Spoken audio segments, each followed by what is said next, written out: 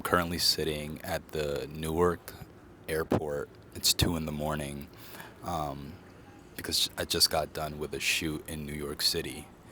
But let me take it to the beginning of the week. This week has been a really good example of what the life of a freelancer and somebody who's making a career as a DP looks like. I got 2 scripts sent to me, and they were both for short films, which I was very stoked about. Right away, I got to working on them, and I started putting together DP lookbooks and script breakdowns for all that. And then after that, I got really excited because I got a call for a fashion project. So right away, pulled all my gear out, all my camera gear, and just started prepping it all. After I built the camera and put the easy rig on and tested it, the thing that sucked was that I got a text the morning of the shoot saying that the shoot got canceled. So I put my gear all back in storage.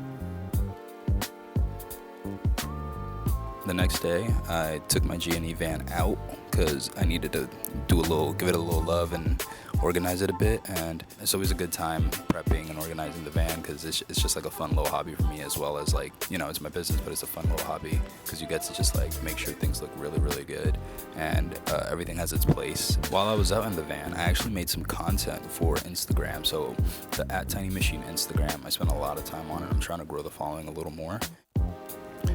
And the very next morning, I got up, put my backpack on, packed, and got on a flight to New York City.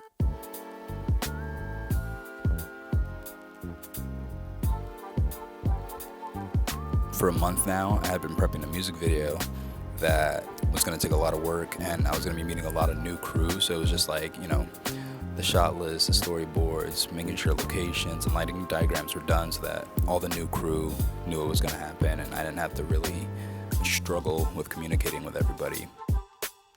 When we got to set, we had a packed schedule, and it was a very short day, and we had to get all the gear up a 3-story walk-up with no elevator in the middle of a snowstorm.